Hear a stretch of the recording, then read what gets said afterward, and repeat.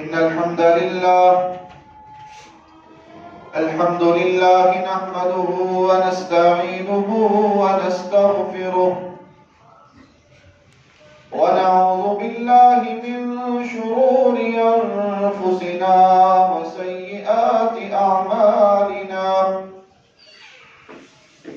من يهده الله فلا مضل له ومن يضلله فلا هادي له وأشهد أن لا إله إلا الله وحده لا شريك له وأشهد أن محمدا عبده ورسوله اللهم صل على محمد وعلى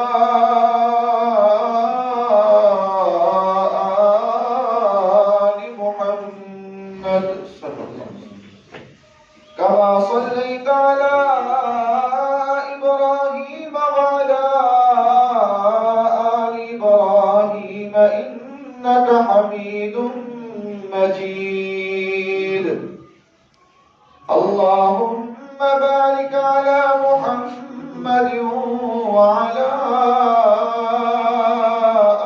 آل محمد كما باركت على إبراهيم وعلى آل إبراهيم إنك حميد مجيد أما بعد فإن خير الحديث كتاب الله وخير الهدي هدي محمد صلى الله عليه وسلم وشر الأمور محدثاتها وكل محدثة بدعة وكل بدعة ضلالة وكل ضلالة في النار رب اشرح لي صدري ويسر لي أمري واحلل عقدة من لساني يفقه قولي رب زدني علما رب زدني علما رب زدنا علما أعوذ بالله من الشيطان الرجيم بسم الله الرحمن الرحيم وتعاونوا على البر والتقوى ولا تعاونوا على الإثم والعدوان واتقوا الله إن الله شديد العقاب صدق الله مولانا العظيم وصدق رسوله النبي الكريم ونحن على ذلك من الشاهدين والشاكرين والحمد لله رب العالمين حمد و سلام تعریف تمجید تقدیس اللہ رب العزت کے لیے جو کائنات کا پالنے والا ہے خالق ہے مالک ہے رازق ہے گنج بخش ہے لجپال ہے داتا ہے غوث اعظم ہے علی کل شیء قدیر ہے درود و سلام آقائے دو جہاں امام الانبیاء خطیب الانبیاء امام اعظم پیر اعظم مرشد اعظم رہبر اعظم امام کائنات نبی التوبہ نبی الرحمہ بشیر نذیر سراج منیر صلی اللہ علیہ وسلم کی ذات اقدس پر ہو باری تعالیٰ سے دعا ہے کہ اللہ تعالیٰ ہمارا یہاں پر آنا بیٹھنا سننا سنانا اللہ تعالیٰ اپنی بارگاہ کے اندر منظور و مقبول فرمائے اور ہم سب کا ذریعہ نجات کا سبب بنے اللہ تعالیٰ ہم سب کو بار بار اپنے گھر کی زیارت نصیب فرمائے آج کے اس جمعہ میں آپ کے سامنے جس عنوان ذیشان کے متعلق گفتگو کرنا چاہتا ہوں وہ ہے ایک دوسرے کے ساتھ تعاون کرنا، مسلمان کی ضروریات کو پورا کرنا، دوسرے لفظوں میں اس کو خدمت خلق بھی کہا جا سکتا ہے۔ قرآن مجید میں میرے اللہ کا حکم ہے وَتَعَاوَنُوا عَلَى الْبِرِّ وَالتَّقْوَى وَلَا تَعَاوَنُوا عَلَى الْإِثْمِ وَالْعُدْوَانِ۔ آیت کریمہ کے اس ٹکڑے میں میرے اللہ کا ایک حکم ہے اور ایک ممانعت ہے۔ اللہ نے ایک حکم دیا ہے اس میں اور ایک چیز سے منع کیا گیا ہے، روکا گیا ہے۔ حکم کیا ہے؟ وَتَعَاوَنُوا عَلَى الْبِرِّ وَالتَّقْوَى۔ اللہ فرماتے ہیں کہ نیکی اور تقوی کے کاموں میں ایک دوسرے کے ساتھ مدد کرو،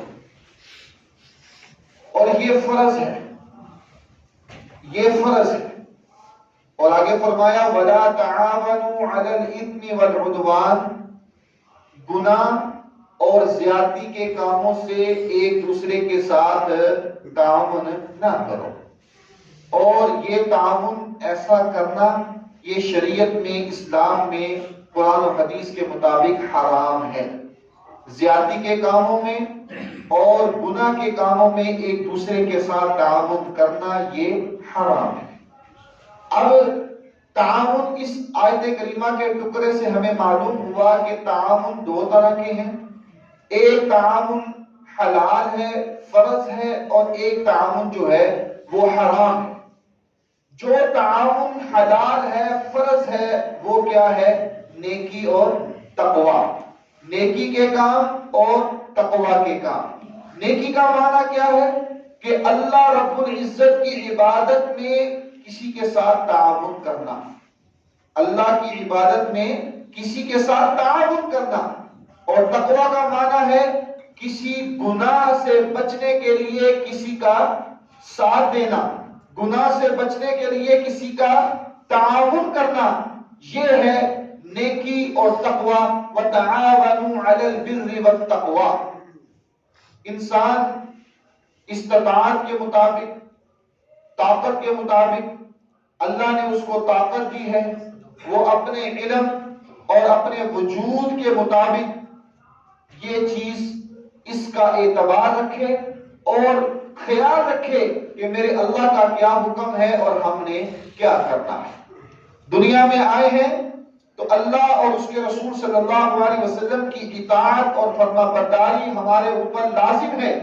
ہم مسلمان ہونے کے ناطے اس چیز کے پابند ہیں کہ ہم اللہ اور اس کے رسول صلی اللہ علیہ وسلم کی بات کو مانیں۔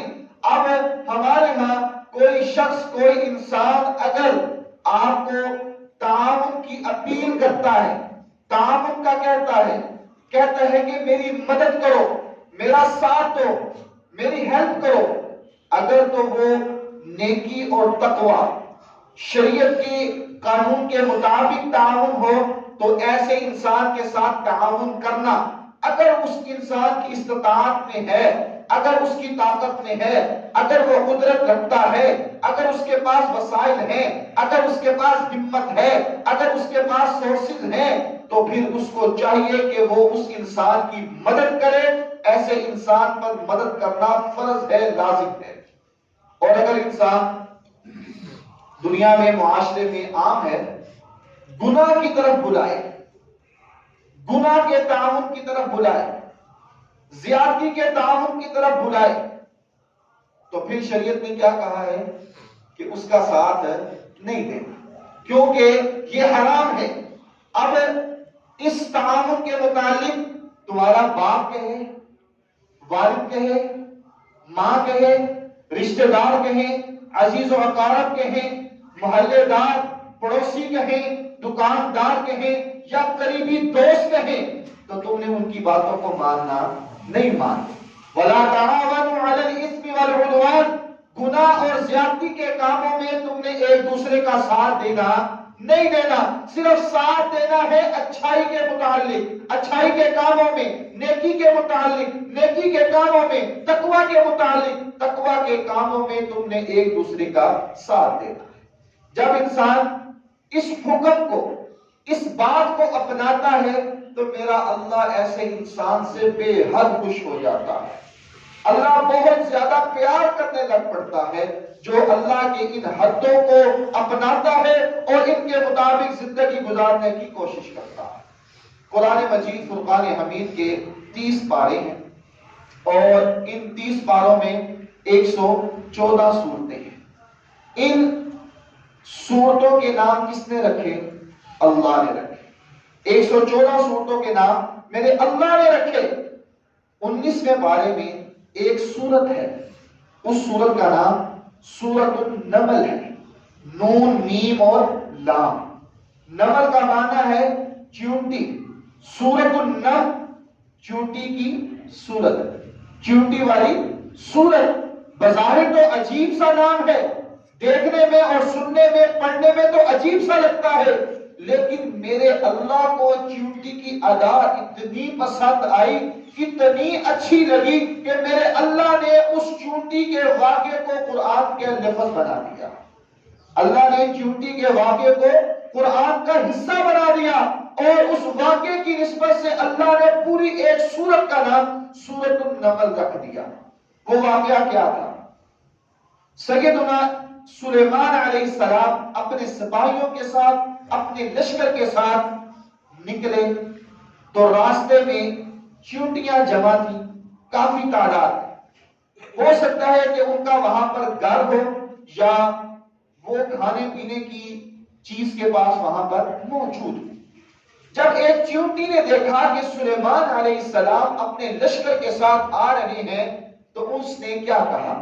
قالت نملۃ یا ایھا النمل ادخلوا مساکنکم لا یحطمنکم سلیمان وجنودہ وهم لا یشعرون فتبسم ضاحکا من قولها۔ اب چیونٹی نے کیا کہا کہ اے میری ساتھ والیوں، چیونٹیوں، وہ سلیمان علیہ السلام اور اس کا لشکر، اس کے سپاہی آ رہے ہیں، اپنے اپنے بلوں میں چلے جاؤ، حفاظتی جگہ پر چلے جاؤ، یہ نہ ہو کہ وہ لشکر آئے اور وہ تمہیں اپنے پاؤں کے نیچے رون دے، مسل دے، تم مر جاؤ، ختم ہو جاؤ۔ لہذا اپنی حفاظت کا انتظام کر لو، وہ لشکر آ رہا ہے۔ اور اگر تم نے ایسا نہ کیا تو پھر کیا ہوگا کہ تم ان کے پاؤں کے نیچے آ جاؤ گی اور مر جاؤ گی، وهم لا یشعرون، اور ان کو پتہ بھی نہیں چلے گا۔ اب یہ واقعہ میرے اللہ نے قرآن میں نازل کیا اور اس واقعہ میں ہمارے لیے بڑی نصیحتیں ہیں، بڑا سبق ہے۔ ایک سبق تو یہ ہے، نصیحت یہ ہے کہ جب چیونٹی کو پتہ چلا کہ وہ لشکر آ رہا ہے، اگر وہ اکیلی جانا چاہتی تو جا سکتی تھی، اپنی جان کو بچا کر وہاں سے جانا چاہتی تو جا سکتی تھی، لیکن اس نے اپنے ساتھیوں کو کہا کہ تمہاری جان خطرے میں ہے، میری جان خطرے میں ہے، لہذا ہمیں یہ چاہیے کہ ہم یہاں سے چلی جائیں تاکہ وہ لشکر جو آ رہا ہے وہ ہمیں اپنے پاؤں کے نیچے نہ مار دے۔ اس نے اپنے ساتھ والوں کا خیال رکھا، اپنی ساتھی چیونٹیوں کا خیال رکھا۔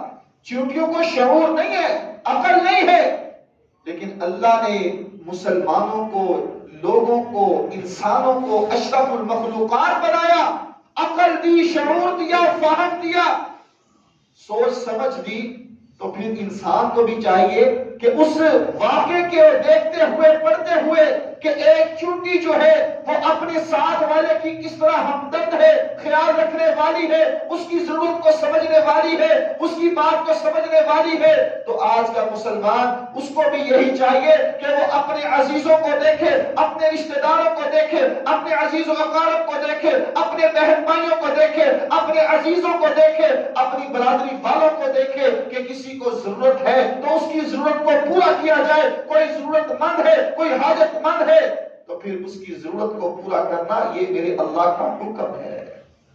وَتَعَاوَنُوا عَلَى الْبِرِّ وَالتَّقْوَىٰ، کہ نیکی اور تقوی کے کام میں ایک دوسرے کا ساتھ دینا ہے۔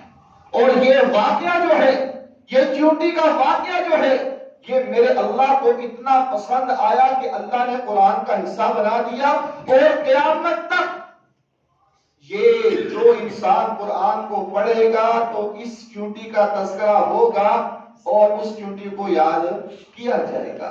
اسی طرح میرا اللہ کہتا ہے کہ جو لوگوں کا خیال رکھنے والا ہے، لوگوں کی ضرورتوں کو پورا کرنے والا ہے، لوگوں کے دکھ درد کو سمجھنے والا ہے، لوگوں کی جائز ضروریات کو پورا کرنے والا ہے، میرا اللہ ایسے انسان کو قیامت تک اس کا نام جو ہے وہ زندہ اور جاوید رکھے گا۔ وہ اپنے علاقے میں، اپنی برادری میں، اپنے رشتہ داروں میں، اپنے محلے میں اس کا نام جو ہے وہ عظیم رہے گا۔ وہ چاہتا ہے، ہر انسان کی خواہش ہے کہ وہ عزت والا ہو، وہ شہرت والا ہو، اس کو عزت ملے، اس کو مقام ملے، اس کو شہرت ملے، تو پھر اس کو چاہیے کہ وہ اپنے عزیزوں کا، اپنے رشتہ داروں کا خیال رکھے۔ میرا اللہ ایسے انسان کو یہ عظمت، یہ شان اور یہ عزت عطا فرما دے گا۔ رسول اللہ صلی اللہ علیہ وسلم کی حدیث، آپ صلی اللہ علیہ وسلم نے فرمایا، وَاللَّهُ فِي عَوْنِ الْعَبْدِ مَا كَانَ الْعَبْدُ فِي عَوْنِ أَخِيهِ۔ آج اپنے معاشرے میں نظر دوڑا، اکثر اس کا نظریہ یہ ہوتا ہے کہ کسی کے ساتھ تعاون کیا جائے تو اس کی نیت یہ ہوتی ہے کہ کل کو اس کے ساتھ جب ہمیں کام پڑے گا تو یہ بھی ہمارے کام آئے گا۔ ہماری یہ سوچ ہوتی ہے کہ آج ہم نیکی کر رہے ہیں تو ہماری نیت ہوتی ہے ٹھیک ہے، وقت آئے گا تو یہ ہمارے کام آئے گا، لہذا اس کی مدد کر دینی چاہیے، اس کا خیال رکھنا چاہیے، یہ ہمارے آنے والے وقتوں میں ہمارا ساتھ دے گا، ہمارے کام آئے گا۔ وقت تو گزر جائے گا، لیکن اگر انسان بغیر کسی لالچ کے، بغیر کسی امید لگائے اس کا ساتھ دے، اس کی مدد کرے تو یہ بہت بڑا اجر و ثواب ہے۔ آج ہمارے معاشرے میں یہ ہوتا ہے، اگر اس کو پتا چل جائے گا کہ اس سے کچھ نہیں ملنے والا، اس کو آنے والے وقتوں میں ہمیں کوئی فائدہ نہیں ہوگا، تو پھر اس کی ضرورت کو سنا بھی نہیں جاتا، اس کی بات کو سنا بھی نہیں جاتا، اس کی طرف دیکھا بھی نہیں جاتا۔ اگر وہ انسان ضرورت مند ہو اور تعاون کی اپیل کرے، تعاون کا کہے، میری سفارش کر دو، میرے ساتھ چلو، میرا محلے میں جاؤ، میرے ساتھ چلو، میرا یہ کام پھنسا ہوا ہے، یہ مجھے ضرورت ہے، تو انسان نہیں جاتا، کیونکہ اس کو آگے فائدہ نظر نہیں آ رہا ہوتا۔ اور اگر دوسری طرف دیکھا جائے، پتا چل جائے کہ یہ بندہ کام والا ہے، یہ کام آنے والا ہے، اس کے پاس سب کچھ ہے، وقتی طور پر یہ ضرورت مند ہے اور تعاون کا کہہ رہا ہے، تو پھر مسلمان کیا کہتا ہے؟ اپنا وقت بھی نکالتا ہے، اپنی ضرورت کو چھوڑ کر اس کی ضرورت کو پورا کرنے کے لیے چل بھی پڑتا ہے۔ نیت اور مقصد کیا ہے؟ کہ آنے والے وقتوں میں یہ ہمارے کام آئے گا۔ وقت تو گزر جائے گا، ساتھ دو گے تب بھی، نہیں دو گے تب بھی، لیکن رسول اللہ صلی اللہ علیہ وسلم کی حدیث ہے، آپ نے فرمایا، واللہ فی عون العبد ما کان العبد فی عون اخیہ، کہ جب انسان کسی ضرورت مند کی مدد کرتا ہے، کسی حاجت مند بندے کی مدد کرتا ہے، کسی کے ساتھ تعاون کرتا ہے، تو میرے اللہ جو ہے اس انسان کی مدد کرتے ہیں۔ نیت کیا ہو؟ اللہ راضی ہو جائے، مقصد کیا ہو؟ میرا اللہ راضی ہو جائے۔ وَتَعَاوَنُوا عَلَى الْبِرِّ وَالتَّقْوَىٰ، نیکی اور تقویٰ کے کاموں میں ایک دوسرے کا ساتھ تعاون کرو۔ اگر مقصد یہ ہوگا تو اللہ کی مدد اس انسان کے لیے آئے گی اور میرا اللہ جو ہے اس کی مدد کرے گا۔ رسول اللہ صلی اللہ علیہ وسلم کی حدیث ہے، آپ صلی اللہ علیہ وسلم نے فرمایا کہ جو انسان مومن، حدیث کے الفاظ ہے، مومن انسان کسی انسان کی ایک تکلیف کو دور کرتا ہے، میرا اللہ قیامت والے دن اس کی تکلیفوں کو دور فرما دے گا۔ دنیا میں ایک تکلیف کو دور کرے تو قیامت والے دن میرا اللہ جو ہے اس کی تکلیفوں کو دور فرما دے گا۔ دنیا میں تکلیف کو دور کرنا آسان ہے، مشکل نہیں ہے۔ وہ قیامت کا منظر کتنا بڑا منظر ہوگا، کتنا خوفناک منظر ہوگا، کتنی بڑی بڑی مصیبتیں ہوں گی، ساری زندگی کے گناہ اس وقت سامنے ہوں گے۔ تو پھر اللہ مدد تب کرے گا جب اس انسان نے دنیا میں کسی مومن کی تکلیف کو دور کیا ہوگا۔ آج ضرورت اس بات کی ہے کہ ہمارے اندر احساس پیدا ہو، آج ضرورت اس بات کی ہے کہ ہم اپنے اندر احساس پیدا کریں، ایک دوسرے کا خیر خواہ بنے، ایک دوسرے کا ساتھ دے، ایک دوسرے کے ساتھ تعاون کرے، پھر ہماری کامیابی ہے۔ ہم نے اللہ کی حدوں کو توڑ دیا، ہم نے رسول اللہ صلی اللہ علیہ وسلم کے فرمان کو پیچھے چھوڑ دیا، اور نتیجہ کیا ہے؟ بھائی بھائی آپس میں نہیں بولتا، بہن بھائی آپس میں نہیں بولتا، دکاندار ساتھ والے دکاندار والے سے نہیں بولتا، اور کاروبار بھی ہو رہا ہے، وقت بھی گزر رہا ہے، اللہ کو ناراض بھی کیا جا رہا ہے، اور وقت گزر جا رہا ہے۔ میرے بھائیوں، ابھی وقت ہے۔ رسول اللہ صلی اللہ علیہ وسلم کا فرمان، آپ نے فرمایا اگر ضرورت مند آئے، تعاون کے لیے آئے تو تم اس کے لیے تعاون کرو، استطاعت ہے تو تعاون کرو، اس کا بہت اجر ہے، بہت ثواب ہے۔ رسول اللہ صلی اللہ علیہ وسلم کی حدیث، آپ صلی اللہ علیہ وسلم نے فرمایا کہ جو انسان کسی مومن انسان کی تکلیف کو، تنگدستی کو دور کرتا ہے، میرا اللہ جو ہے وہ اس انسان کے لیے دنیا اور آخرت کی تکلیفوں اور تنگدستیوں کو دور فرما دیتا ہے۔ آج ضرورت اس بات کی ہے کہ ہم ایک دوسرے کے خیر خواہ بن جائیں، آپس میں محبت کرنے والے، پیار کرنے والے بن جائیں۔ بس ہمارا مقصد کیا ہوتا ہے کہ دو مل رہے ہوں تو تیسرے کی برائیاں ہو رہی ہوتی ہیں۔ ہمارا مقصد کیا ہے؟ بس ایک دوسرے کی ٹانگوں کو کھینچنا۔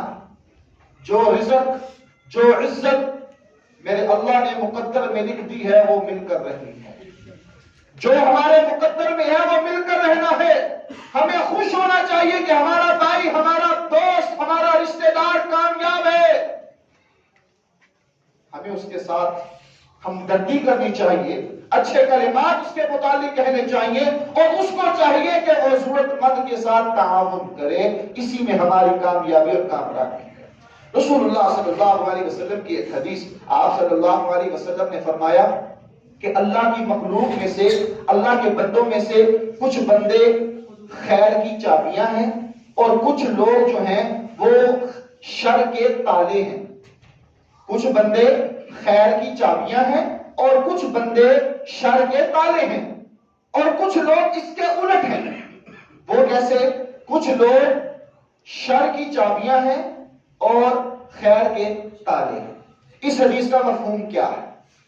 آپ صلی اللہ علیہ وسلم کی حدیث، مفہوم اس کا یہ ہے کہ انسان خیر کے چابیاں، خیر کی چابیاں، اس سے مراد یہ ہے کہ وہ انسان جب بھی چلتا ہے، جب بھی جاتا ہے تو اس کی زبان سے خیر ہی نکلتا ہے، جب بھی وہ کام کرتا ہے تو وہ کام خیر ہی کا ہوتا ہے، جب بھی وہ کوئی عمل کرتا ہے تو اچھا عمل ہوتا ہے، اور شر جو ہے وہ نہیں ہوتا، شر نہیں ہوتا، برائی نہیں ہوتی، خیر ہی ہوتی ہے۔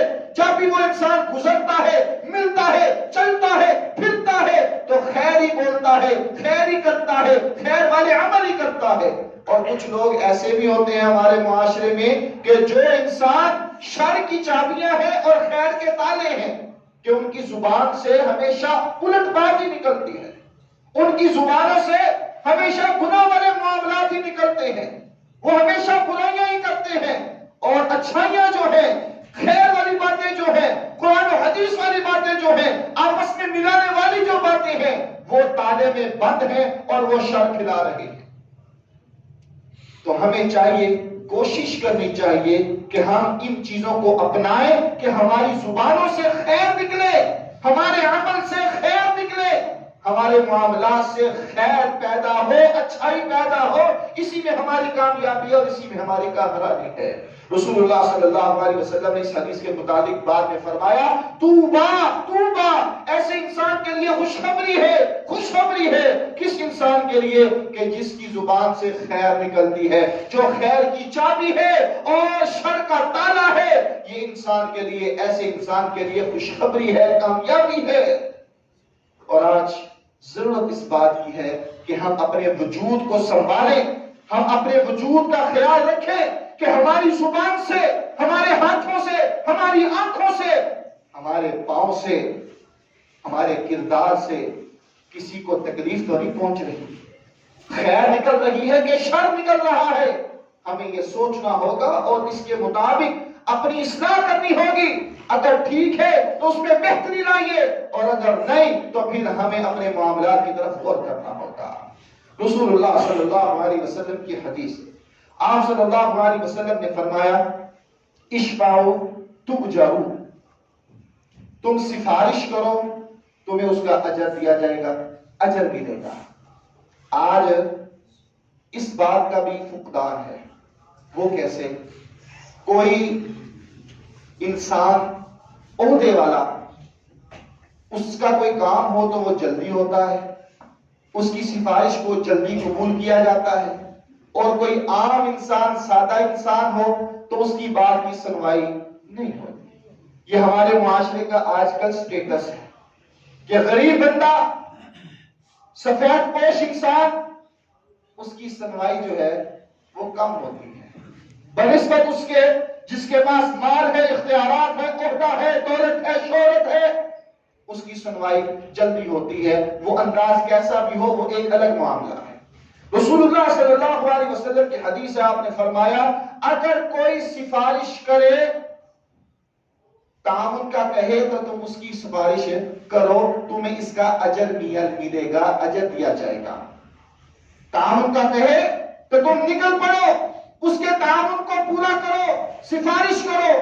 اگر وہ کہتا ہے کہ میرا یہ کام پھنسا ہوا ہے اور وہ سفارش کے لیے تمہیں لے کر جانا چاہتا ہے، مقصد تمہیں نہ بھی نظر آئے، فائدہ تمہیں نہ بھی نظر آئے، پھر بھی اس کے ساتھ چلو. رسول اللہ صلی اللہ علیہ وسلم کی حدیث ہے، آپ نے فرمایا اشفعوا تؤجروا، سفارش کیا کرو تمہیں اس کا اجر دیا جائے گا.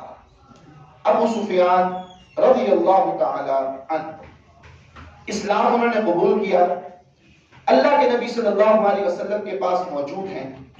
کہنے لگے یا رسول اللہ صلی اللہ علیہ وسلم، میں اسلام لانے سے پہلے بڑا جنگجو تھا، میں نے بڑی لڑائیاں کی ہیں، میں مسلمانوں کے خلاف بدر میں آیا، مسلمانوں کے خلاف میں احد میں آیا. یا رسول اللہ صلی اللہ علیہ وسلم، میں مسلمانوں کے خلاف غزوہ خندق میں آیا.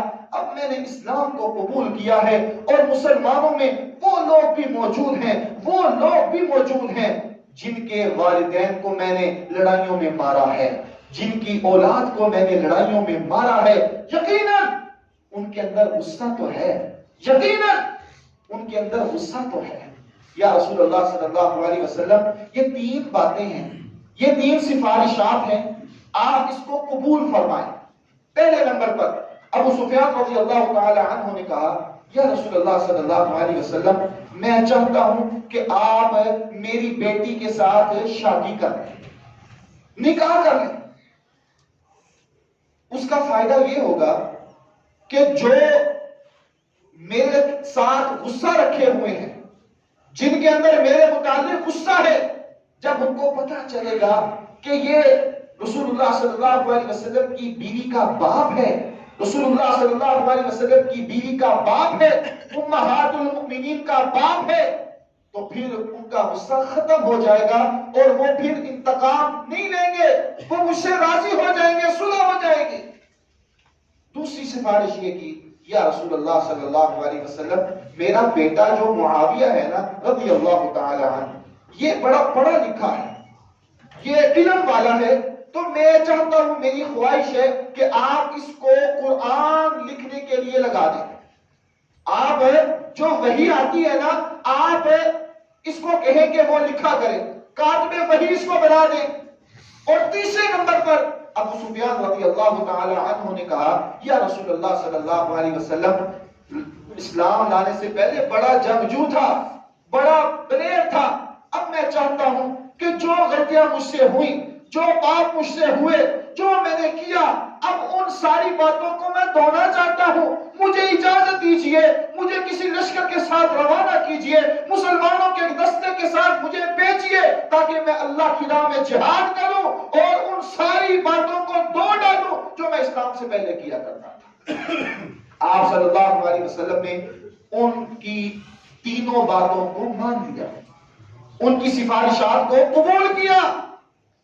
پہلے نمبر پر بیٹی کے ساتھ شادی کر لی.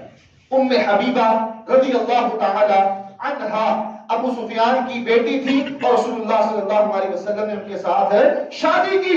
دوسرے نمبر پر معاویہ رضی اللہ تعالی عنہ کو قرآن لکھنے کے لیے لگا دیا گیا، کاتب وحی بن گئے۔ اور تیسرے نمبر پر نجران کے علاقے میں ابو سفیان رضی اللہ تعالی عنہ کو بیچ دیا گیا اور آپ کی تینوں باتوں کو مان لیا گیا۔ اور آپ صلی اللہ علیہ وسلم نے فرمایا اشفعوا تؤجروا، اے میرے صحابہ تم بھی سفارش کیا کرو، تمہیں اس کا اجر ملے گا۔ رسول اللہ صلی اللہ علیہ وسلم نے بسا اوقات کام کرنا ہوتا نا تو آپ انتظار فرماتے کہ کوئی صحابی آئے اور مجھے اس کام کے متعلق سفارش کرے۔ کام تو آپ نے کرنا ہی ہوتا ہے، لیکن آپ کا خیال ہوتا ہے کہ کوئی صحابی آ کے سفارش کرے اور پھر میں اس کی سفارش کو سن کر وہ کام کروں تاکہ اس کو بھی اجر مل جائے۔ تو یہ آپ صلی اللہ علیہ وسلم ایسے کیا کرتے تھے۔ اور آج کوئی انسان سفارش کا ہمیں کہے، کوئی انسان مدد کے لیے بلائے، کوئی انسان تعاون کے لیے بلائے تو ہمیں بغیر کسی لالچ کے، بغیر کسی عہدے کے، صرف اللہ کی رضا کے لیے کہ میرا مالک مجھ سے راضی ہو جائے، میرا مالک اور خالق مجھ سے راضی ہو جائے، وہ میرا اللہ جو کائنات کا رب العالمین ہے وہ مجھ سے راضی ہو جائے اور وہی مجھے اجر عطا فرمائے، تو میرا اللہ ایسے انسان سے راضی ہو جاتا ہے اور اس کو اجر و ثواب عطا فرما دیتا ہے۔ تو انسان کو کیا چاہیے کہ وہ سفارش کرے، ایک دوسرے کا بازو بنے، مدد کرے۔ انما المؤمنون اخوہ، مسلمان آپس میں بھائی بھائی ہیں۔ آج ضرورت اس بات کی ہے کہ ہم آپس میں اتفاق اتحاد کی فضا کو قائم رکھیں۔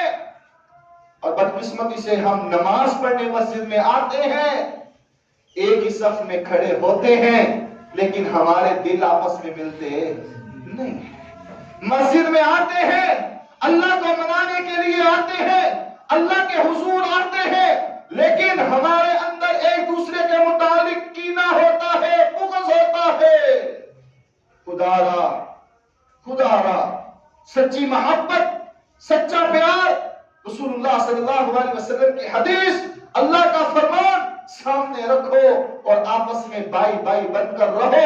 کوئی سفارش کے لیے آئے، کوئی مدد کے لیے آئے، کوئی تعاون کے لیے آئے، استطاعت رکھتے ہو تو ضرور کرو۔ اگر وہ سفارش کے لیے آیا ہے تو اس کی سفارش کرو، چل کر جانا پڑے پھر بھی آپ جاؤ، یہ بہت بڑا اجر و ثواب ہے۔ رسول اللہ صلی اللہ علیہ وسلم کی حدیث ایک دوسرے کے ساتھ تعاون کرنے کے حوالے سے، آپ صلی اللہ علیہ وسلم سے پوچھا گیا یا رسول اللہ صلی اللہ علیہ وسلم لوگوں میں سے سب سے افضل بہتر کون ہے، ہمیں وہ بتلائیں۔ دوسرا سوال کیا گیا یا رسول اللہ صلی اللہ علیہ وسلم اعمال میں سے سب سے افضل اعمال کون سے ہیں؟ دو سوال، پہلے نمبر پر لوگوں میں سے سب سے افضل لوگ کون سے ہیں، اور اعمال میں سے، نیکیوں میں سے سب سے افضل نیکی اور عمل کون سا ہے؟ آپ صلی اللہ علیہ وسلم نے پہلے سوال کا جواب دیا، آپ نے فرمایا انفعہم للناس، وہ انسان سب سے افضل ہے، سب سے اعلیٰ ہے جو لوگوں کے لیے فائدہ مند ہے۔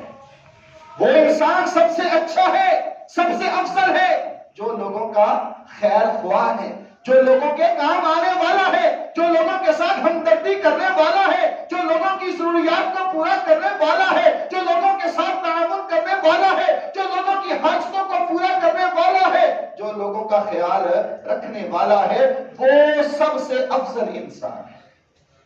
دوسرا سوال پوچھا گیا یا رسول اللہ صلی اللہ علیہ وسلم اعمال میں سے سب سے افضل عمل کون سا ہے؟ آپ نے اس کے مطابق چار باتیں کہی کہ یہ چار چیزیں جو ہیں یہ سب سے افضل ہیں اعمال کے حوالے سے۔ پہلے نمبر پر آپ صلی اللہ علیہ وسلم نے فرمایا کہ لوگوں کو خوش رکھنا، لوگوں کو خوش کرنا، یہ اللہ کو اعمال میں سے بہت اچھا لگتا ہے، بہت پسندیدہ ہے۔ اب خوش کیسے رکھا جائے؟ جگتوں کے ساتھ نہیں۔ خوش کیسے رکھنا ہے؟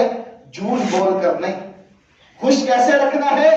شریعت کی خلاف ورزی کر کے نہیں، بلکہ شریعت کی پابندی کرتے ہوئے، شریعت کے دائرے میں رہتے ہوئے تم اپنی زبان سے ایسے کلمات بولو، تم اپنے کردار میں ایسی تبدیلی لاؤ، اپنے اخلاق میں ایسی بات پیدا کرو کہ وہ انسان جب تمہیں دیکھے تو مسکرا پڑے، خوش ہو جائے۔ آج ہمارا رویہ، ہمارا انداز، ہمارا طور طریقہ، رہن سہن کچھ اس طرح ہو گیا ہے، ہم نے نہ بھی کسی کا کچھ بگاڑا ہو تو ہمارے منہ میں ایسے ہی سلوٹیں پڑی ہوتی ہیں، ایسے غصے سے ہم بیٹھے ہوئے ہوتے ہیں کہ گزرنے والا گزر تو جاتا ہے لیکن اس کو ایسا محسوس ہوتا ہے جیسے یہ مجھ سے لڑنے کے لیے تیار ہے یا مجھ سے ناراض ہے۔ نہیں، شریعت نے کیا کہا؟ مسلمان مومن کو خوش رکھو، اگر وہ ملے تو مسکرا کر بولو، پیار سے، محبت سے اس کی طرف دیکھو۔ آپ صلی اللہ علیہ وسلم کی وہ حدیث ہے نا، آپ نے فرمایا تھا کہ کسی مسلمان بھائی کی طرف مسکرا کر دیکھنا بھی صدقہ ہے، صدقہ ہے۔ کسی مسلمان بھائی کی طرف مسکرا کر بھی دیکھنا یہ صدقہ ہے۔ آج جس کے ہاں کچھ لینا ہو یا دینا ہو، یا کوئی کام ہو یا کوئی لالچ ہو، تو اس کے ساتھ تو ہم بڑے خوش ہو کر، ادب جھک کر، کھڑے ہو کر آگے پیچھے ہوتے ہیں، لیکن کوئی انسان جس کے ساتھ ہمارا کوئی تعلق، صرف دینی تعلق ہے، دینی رشتہ ہے، دینی تعلق ہے، اور ہم پرواہ نہیں کرتے، گزر جاتے ہیں، نہیں بلاتے، اس کی ضرورت کو نہیں سنتے، اس کی حاجت کو نہیں سنتے، تو رسول اللہ صلی اللہ علیہ وسلم نے فرمایا کہ افضل اعمال میں سے پہلا عمل یہ ہے کہ مسلمان کو خوش رکھو۔ دوسرے نمبر پر آپ صلی اللہ علیہ وسلم نے فرمایا اگر اس کو کوئی پریشانی ہے، کوئی مصیبت ہے تو اس کو دور کرو، دور کرو، یہ اللہ کو اعمال میں سے بہت اچھا لگتا ہے۔ تیسرے نمبر پر رسول اللہ صلی اللہ علیہ وسلم نے فرمایا کہ اگر اس کے اوپر کوئی قرضہ ہے تو اس کے قرضے کو اتار دو، یہ اللہ کو بڑا ہی عمل پسند ہے۔ چوتھے نمبر پر رسول اللہ صلی اللہ علیہ وسلم نے فرمایا اگر اسے بھوک لگی ہے تو اس کو کھانا کھلاؤ۔ یہ چار اعمال ہیں۔ آپ صلی اللہ علیہ وسلم نے فرمایا کہ اللہ کو اعمال میں سے بڑے ہی افضل لگتے ہیں، بڑے ہی محبوب لگتے ہیں۔ اس کے بعد حدیث میں ہے رسول اللہ صلی اللہ علیہ وسلم نے فرمایا اگر میرا اللہ مجھے اختیار دے کہ دو میں سے ایک کام کر رہا ہوں، دو کام کون سے ہیں؟ پہلا کام، پورا مہینہ مسجد نبوی کے اندر میں اعتکاف کروں، پورا مہینہ مسجد نبوی کے اندر اعتکاف کروں، یہ پہلا کام ہے۔ دوسرے نمبر پر یہ کام کہ میں کسی انسان کی سفارش کے لیے نکلوں اور کسی کی دیکھ بھال کروں، کسی ضرورت مند کی ضرورت کو پورا کروں، کوئی تعاون کے لیے بولے اور میں تعاون کے لیے جاؤں، اپنے قدموں کا استعمال کروں، یہ دو کام ہیں۔ اگر میرا اللہ مجھے اختیار دے تو میں ان دونوں میں سے یہ دوسرے نمبر والا جو ہے اس کو میں اختیار کروں۔ کسی مسلمان کی ضرورت کو پورا کرنے کے لیے میں زیادہ ترجیح دوں گا کہ یہ میں عمل کروں۔ پہلے نمبر پر وہ عمل معمولی نہیں ہے، پورا مہینہ مسجد نبوی میں اعتکاف۔ یقیناً آپ صلی اللہ علیہ وسلم سب سے زیادہ تلاوت کرنے والے تھے، یقیناً آپ صلی اللہ علیہ وسلم سب سے زیادہ روزہ رکھنے والے تھے، یقیناً سب سے زیادہ نیک محمد رسول اللہ صلی اللہ علیہ وسلم تھے۔ وہ ایک طرف، اور آپ نے فرمایا کہ میں کسی مسلمان کی، کسی حاجت مند کی کوئی تعاون مانگنے کے لیے آیا، اس کے تعاون کو کرنے کے لیے اگر مجھے جانا پڑے تو یہ عمل میں ضرور اپناؤں گا۔ اور اس میں دو فائدے ہیں، جو نماز ہے، اعتکاف ہے، روزہ ہے، یہ انسان عبادت کرتا ہے اپنے لیے، اپنے لیے، اپنی جان کے لیے کہ اللہ راضی ہو جائے، اور وہ عمل تعاون کے لیے، مدد کے لیے جانا، اس میں ڈبل ثواب ہے، ایک جانے کا ثواب اور جس کی مدد کی جا رہی ہے وہ ثواب، ڈبل ثواب اس میں ہے۔ تو رسول اللہ صلی اللہ علیہ وسلم نے فرمایا کہ یہ اپنانا جو ہے، یہ اگر اللہ مجھے اختیار دیتا تو میں اس راستے کو اپناتا۔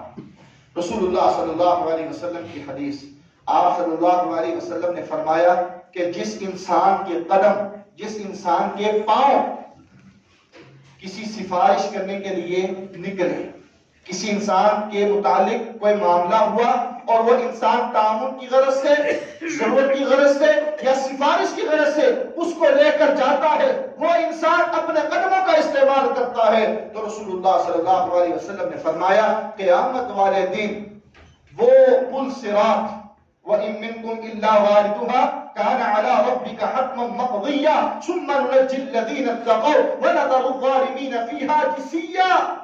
ہر انسان نے اس پل صراط سے گزر کر جانا ہے، کوئی بڑی تیزی کے ساتھ گزر جائے گا، کوئی ڈولتا ڈولتا ڈولتا گزر جائے گا۔ وہ پل صراط جو ہے، وہ پل جو ہے وہ بال سے بھی زیادہ باریک ہے اور تلوار سے بھی زیادہ تیز ہے، اور وہ جہنم کے بالکل اوپر بنایا گیا ہے۔ تو انسان جو ہے وہ اپنے اعمال کی بدولت وہاں سے گزرے گا، کوئی ڈول ڈول ڈول کر اس کو پار کرے گا۔ تو رسول اللہ صلی اللہ علیہ وسلم نے فرمایا کہ دنیا میں جس انسان کے قدم نکلے، باہر نکلے کہ وہ اپنے مسلمان کے متعلق سفارش کرے، قیامت والے دن اللہ ایسے انسان کو پل صراط کے موقع پر اس کے قدموں کو مضبوط کر دے گا اور وہ مضبوطی کے ساتھ وہاں سے پار ہو جائے گا۔ آج ضرورت اس بات کی ہے کہ ہم ایک دوسرے کے خیر خواہ بن جائیں، ضرورت اس بات کی ہے کہ ہم ایک دوسرے کے ساتھ تعاون کریں، ضرورت اس بات کی ہے کہ ہم ایک دوسرے کا خیال رکھیں۔ اس حوالے سے سب سے اولین ترجیح جو ہے وہ ہمارے رشتہ دار، ان کی طرف دیکھیں، کسی کو ضرورت ہے تو ان کی ضرورت کو پورا کیا جائے۔ رشتہ دار پہلا نمبر ہے، اس کے بعد پڑوسی ہیں، اور اس کے بعد دوسرے محلے دار، علاقے والے رشتہ دار، یہ سارے احباب جو ہے اس حوالے سے ہمیں دیکھنا ہوگا، سوچنا ہوگا، سمجھنا ہوگا۔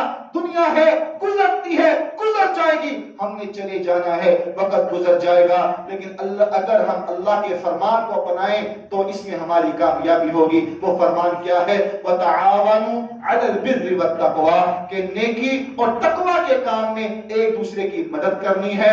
وَلَا تَعَاوَنُوا عَلَى الْإِثْمِ وَالْعُدْوَانِ، اور گناہ اور زیادتی کے کاموں میں ایک دوسرے کی مدد نہیں کرنی، یہ میرے اللہ کا حکم ہے۔ وَاتَّقُوا اللَّهَ، اور اللہ سے ڈرتے رہنا ہے، ڈرتے ہوئے زندگی بسر کرنی ہے۔ ان اللہ شدید العقاب۔ تو باری تعالیٰ سے دعا ہے کہ اللہ تعالیٰ ہمیں آپس میں سلوک، پیار، محبت کے ساتھ رہنے کی توفیق عطا فرمائے، اور ایک دوسرے کے درد کو سمجھنے کی اللہ توفیق عطا فرمائے۔ کوئی محتاج ہے، ضرورت مند ہے، تو اس کی ضرورت کو اللہ پورا کرنے کی توفیق عطا فرمائے۔